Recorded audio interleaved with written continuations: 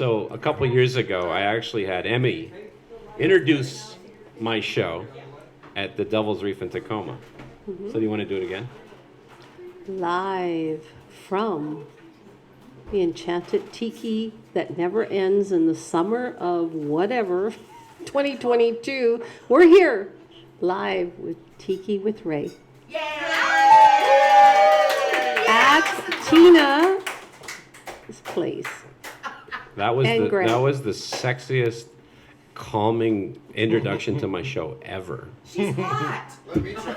I'm never. It's just like I don't know where to go from there. It's like, oh yeah. I bet you did. End it. Wrap it up, Ray.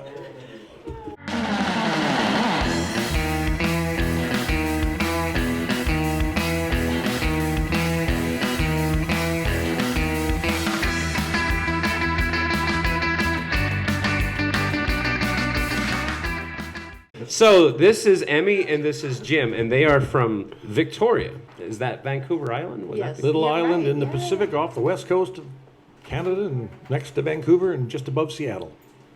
And I met them through my show because you guys are fans of the show, and I thought it would be interesting to talk to you guys about what's the tiki scene like up in Victoria, and how you guys got into tiki yourself. And right off the bat, I understand you have a little bit of a history with Disney. Yeah, a little bit. Well, our home bar is called the Enchanted Tiki Lodge, and the reason it's called a lodge is because on the west coast there's a lodge up in the north part of the island called the what's it called again? Long Beach Long Lodge. Beach Lodge, and that's what our place kind of looks like West Coast. But because it's the Enchanted Tiki Lodge, the reason we named it that is because my aunt and uncle worked at Disneyland from 1955, and they worked there for 25 years. So what it was is I used to go there every summer during the spring break and summer break usually, and we'd hang out in Anaheim and Long Beach with my relatives. So because my aunt and uncle worked at Disneyland, I was able to go there like a VIP with a lanyard. I didn't have to wait in line. I didn't have to have my parents. So I would run around Disneyland every day, just kind of hanging out by myself, which was really cool. And as time went on, I went to all this stuff. And I found out my Aunt Millie was one of the 3 women who put the birds together and the feathers on them for the Enchanted Tiki Room. So Really? at the time, I really didn't realize it was a big deal. But in the end, it turns out, and I've seen pictures recently of her, Auntie Millie, doing the bird work, and those are real feathers on all those birds. So because that's the reason that I named our bar that way, that's what my aunt and uncle did. They were Disney people.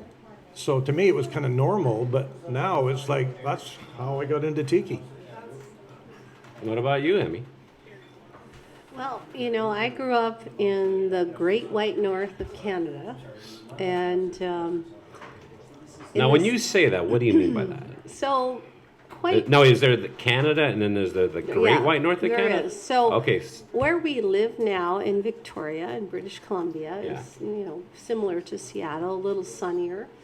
But I call it the fake Canada because Fake that's Canada? not really what Canada's like. It's very cold. It's winter, lots of snow. Beautiful, beautiful country, but you don't have that type of weather throughout the rest of the country. So I grew up in a beautiful area of northern Ontario, but very cold. We had winter for 6-8 months of the year. I was sharing earlier with some of your guests here, like what my life was like. I grew up on skates. I played hockey. I still played right up to a few years ago, and played at national level for ringette and basketball and all that good stuff. So it was a fun place to grow up, but it didn't look like the western part of Canada. So coming out here and meeting Jim years later and just enjoying what it's all about. But as a kid growing up there, I used to watch Elvis. The summers in the 70s was like, it got hot, and we had a rec room, and we went downstairs, and I set her up, and that was what I watched, was Elvis. And I thought, how the hell is this the rest of the world? Like, does the rest of the world look like this? Yes. And, you know, eventually. Yes, Emmy, that's exactly how the rest of the world looks. It looks like Elvis movies. But hey, he was hot back then. I liked Elvis. So, anyways, got into all of this. I seen Elvis over I there. wish the world looked like I Fun in know. Acapulco and I know, Blue Hawaii. but it was like Blue Hawaii in the tropics, and finally, years later, got to go to Florida and got Yeah. to see everything. But I always had that little piece, and I had a good friend's mother bring me back the Hawaiian Girl. Yeah. I thought, oh my God, some year I'll get to go there. But it wasn't until 2010 I finally got to go to Hawaii, and just loved it and met. Which Jim. island did you go to? We went first to Maui and then Waikiki, Oahu and Waikiki, and Okay. partied it up and had a blast. So that was kind of how I got exposed to all the tiki, and then of course with Jim's family experience and all of that, thought, hey, this is the way Hawaii to and do it. Disney together. You know, That's usually how it and, starts. And truly, I left. Hawaii and Disney. And then, I mean, that Yeah. being said, I mean, Yeah. would you throw Elvis into that mix too? Oh, for sure, Yeah. for sure, yeah, Yeah, we owned every Elvis movie. Yeah. yeah, absolutely. Everyone? Yeah, everyone. Yeah. We Like watched. Charo and... Yeah, we Everything. watched every one we have from beginning to end, depending on when they were produced. So All right, you okay, know, well, I'm curious now. So what's your favorite Elvis movie? Blue Hawaii or Paradise Hawaiian Style. Yeah. Paradise Hawaiian Style. Yeah. When the little girl at the end up in which one is that? Paradise Hawaiian Style. I Okay, think. where she's up in the scene where she's doing the dance, and Yeah. Elvis was so good with kids, so you see him there, and she's doing the little shaky, shaky, shaky, and just the whole thing. It was like, is this really what's available in the rest of the world? So, But yeah, it was Yeah. funny because when Mary Ellen first went to Hawaii, I'd been there many times. My first year was 1980. yeah, We That went was the there- first time you went to Hawaii, was Yeah, 1980. 1980. Not Okay. me. And that for me. And then we booked a place oceanfront, and we arrived at night. And Mary Ellen didn't really see what it looked like because it was dark. Yeah. So we got there, and I made sure that the drapes weren't open. So what happened is the next morning, she was still asleep, so I made sure the blinds, it was power. So I said, okay, watch this. And when I opened the blinds up, there's the ocean, there's the beach, there's Waikiki. Waikiki, And the right. first thing she did was start crying yeah, because it was because she never thought she'd see it in the reel. And it's Yeah. funny because I'd laughed, and she's like, "Oh, this is Yeah. so," and the And tears it's came not down. like it's not like I hadn't traveled. I mean, I don't want you to think that, oh, this poor girl didn't go anywhere, but that was always a monumental thing for me. And because I grew up in Ontario and finally, Yeah. eventually on the other side of Canada, got to the beautiful place in Victoria, which is our Hawaii in Canada. Because there's nothing warmer than Vancouver Island and the San Juan. Is it really? Is that the most Yeah. temperate part of Canada? By Absolutely. far. Yeah. By Like not far. Toronto. Usually, not- oh no. Oh, no. No, we're like Yeah. the little island in the Yeah. Pacific of Canada. I think there's a And that song. when we're farther down, we're like level with Seattle. So it's different climate, even Mm-hmm. on the south part of the island than the north. I mean, do you miss the Great White North weather, or No. or you're like you're done No. with that? Yeah. No. No, I mean, hey, I love where I grew up, and I love the lifestyle I was provided. There's no doubt about that. And you were a But- hockey player. I didn't know about you. Oh yeah, I can. It better not piss you off. No. Yeah, she played defense, so she was kind of nasty. Yeah, he saw me play hockey well into my 50s. So yeah, no, I mean, I loved where I grew up. We had a family cottage. So when Yeah. I hear Heather talk about her family cottage, it's very much what resonated with me. It was on the Great Lakes. Yeah. In the North Channel, Lake Superior. Even though I'm Canadian, I went to University of Michigan. So, I'm familiar with all of that lifestyle, but to live here where we are in Victoria is a dream come true. So, yeah. So it's not to diminish anything, I got you. but it's a beautiful lifestyle that we have. Yeah, now we live in a tiki bar full time. But that's actually our kitchen, and our family room is a tiki bar. So we live in it 24/7. And yeah, he always wondered. It's like, oh, I'm not going to be that person, and then you are that person. Well, that being said, I mean, obviously, you said that you went to. I mean, as a child, you were going to the Enchanted Tiki Room, but when did that planted a seed for you? I mean, because I understand it, but like, when did you get into like tiki bars and going to tiki bars and cocktails and mugs It- and everything like that. It wasn't that long ago, actually. Oh, okay, all right. And because I'd say our bar, we only started about 3 years ago. But 3 years ago.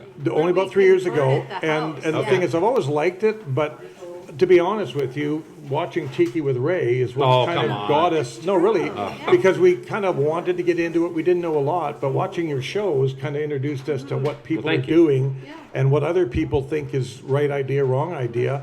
And then we just started doing it because I always like the beach. I like sand. I like palm trees. I like tropical. I like the jungle room. I mean, the cruise. I like Disney. And then when Mary Ellen said, okay, it's okay for if we want to start getting into this. And then the more we got into it, the more we got into it. And then it's funny because one of her favorite lines was, I think this is a little out of my comfort zone.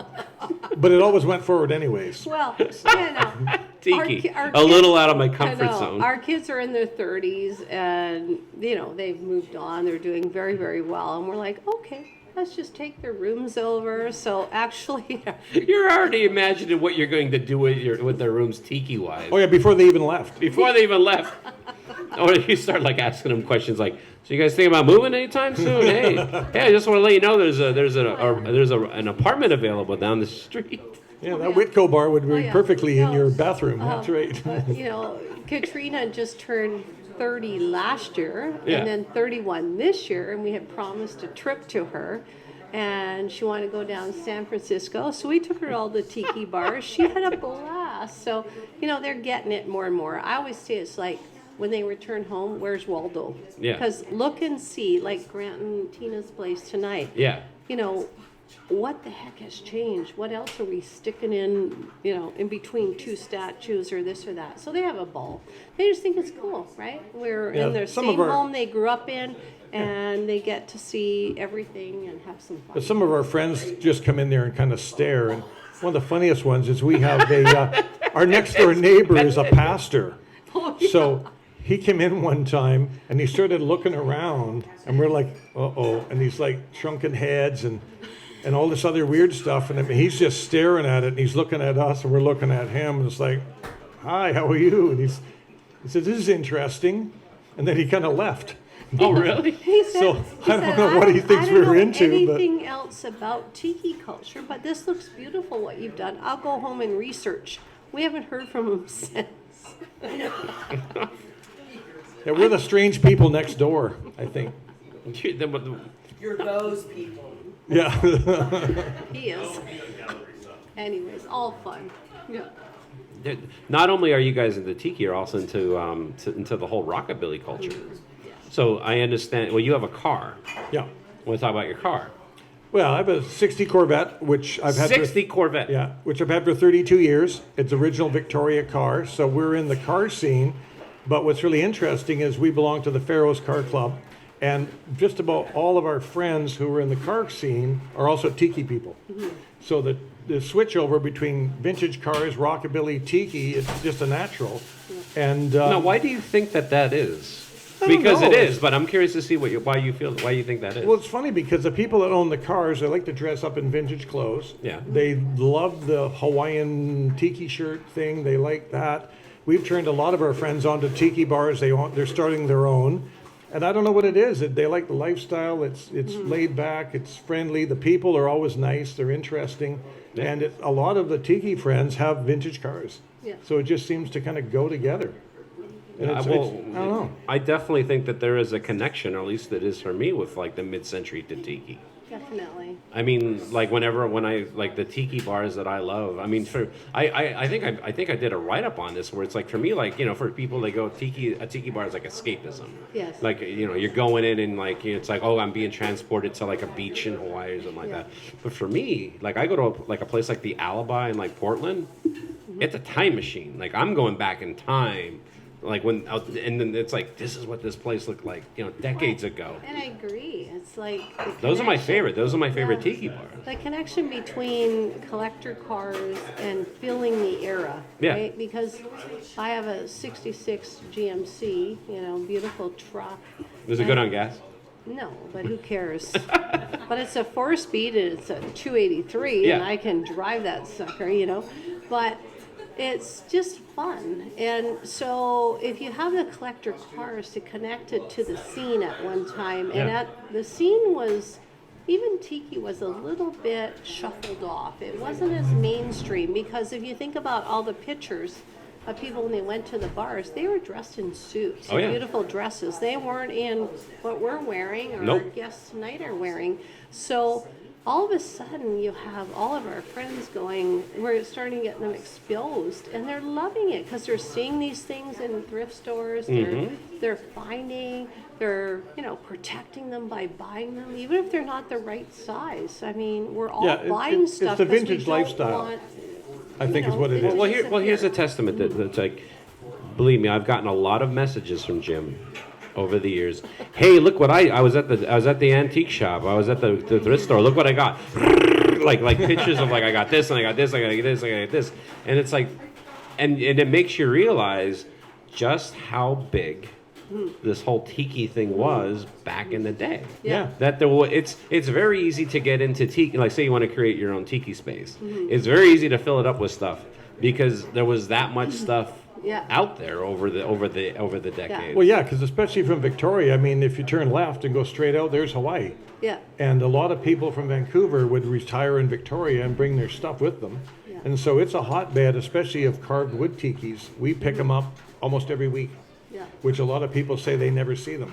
But there just seems to be a lot of tiki stuff because it's close to where Hawaii is. You wouldn't go to Florida, you'd go to Hawaii if you lived on the West Coast. Yeah.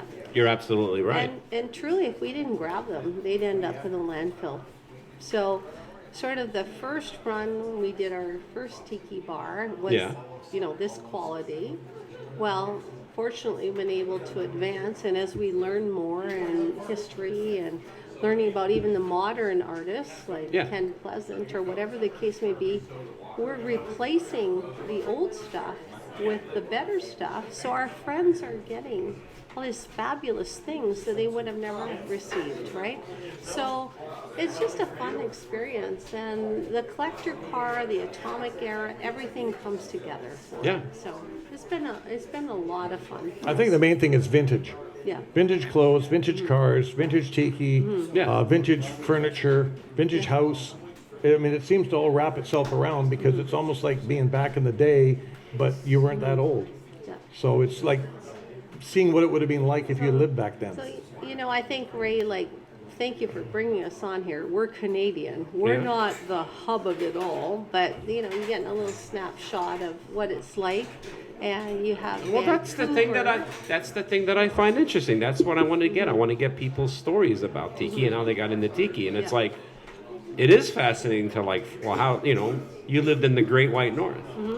How does someone get into tiki when you're living in? No. It's easy for someone to be into tiki when they live in Southern California. It's like, Yeah. but even like with you guys, you kind of have to search it out. Oh, yeah. Yep. I mean, you literally just. A tiki bar just opened up in Victoria, not too long ago. Just a year Fabulous. ago, actually, and we were the Yeah. first two in the door. Tora Tiki. When they opened, we they've were done number one and two in the fabulous, door, yeah. and now we're kind of like, the manager knows who we are, and we Yeah. get free drinks and free T-shirts, and we're kind of like a little big deal down there. A But little bit. I mean, somebody had to be first in the door, and it might as well I'll be her. pretend I'm little. Yeah. Yeah. Okay. But no, it's just we just got our own tiki bar just a year ago. And they're doing great, and we're actually helping them understand about the bigger world of tiki. Yeah. And Rocky, that's the owner, fabulous young lady, and she's learning more and more and more. And We're like technical advisors. Yeah. Well, you So we say, are. you know what you I'm need? You not. need more of are. this. You need more of that. Yeah. Technical advisors. Yeah.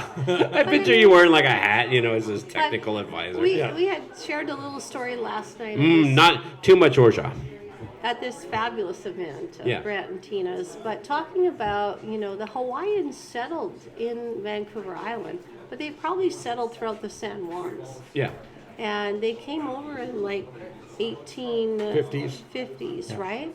So there's a Hawaiian presence throughout all the San Juan Islands, the Gulf Islands, whether they're Canadian or American. Yeah. And we've learned a lot from what's been going on recently in Victoria, where they're rebuilding things and they've had to do archaeological digs. So we're learning more and more about the Hawaiian history, where they came over to, do whaling and all of that. Now, is that true tiki? I mean, we've got modifications of tiki, but Hawaiiana is a big part of it. So it's very interesting there's to learn. actually a Hawaiian cemetery on Salt Spring Island when they Which moved is over there, cool. and all the headstones are in Hawaiian. So I have one last question. Yeah. So Whitco is based out of the Pacific Northwest. Do you see a lot of Whitco up there? Well, what Heather and Ken were saying, that they used to have a plant up in Chilliwack, which is just east of Vancouver Central. And so it seems like a lot of the Canadian tiki stuff from Whitco came out of their Chilliwack rather than the States. And I know a friend of mine just picked up a giant Whitco fountain Incredible. from North Vancouver that looks like it had never been used. And it seems like the stuff that you show from Canada comes out of the Chilliwack thing, which I didn't even know they had until recently. Yeah. So there was a Canadian Whitco connection back in the day. So we do have original Whitco. Yeah. Our friend Ron and Lori that we've spoke about, they have the incredible outrigger portrait. They picked up for $75. It was directly across the street from us. From their estate sale that they were going to. So right from their home. So it's all around us, and hopefully we have an opportunity to buy more, or friends buy more, because we want to avoid it going to unfortunately, the land, And now that we have that new piece that we just bought today, Yeah. If you happen to see, Ken, we got them full circle. if you happen to see any Whitco fountains or Big Joe Tikis or bars, just save it from the landfill and I'll take it home. I'll give you a call. Call you, Yeah, right? I'll give you a call. Well, thank you very much for coming on the show. Our pleasure. And I welcome. promise, and I've been promised it for years, I will come up and see you. Yes, you have. Absolutely. It's going to happen. But in the meantime, I appreciate it so much for you guys coming down. It was so great to see you guys. And hopefully you all found their story interesting, because I did. Yes. Oh, Thank you, Ray. Thank Thank It's you. been a pleasure.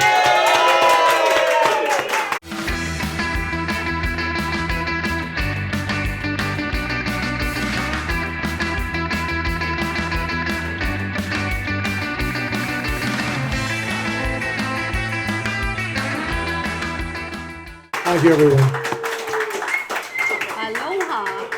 Aloha. Aloha. Or up in Canada, they go aloha eh? Level A. Big A's. That's Saskatchewan. A's a good thing. I'll have another drink, eh? We good? Do you like that I gave you a shout out? I'm seeing you sitting there. I'm like, I'll throw Whitco in there somehow. So there you go.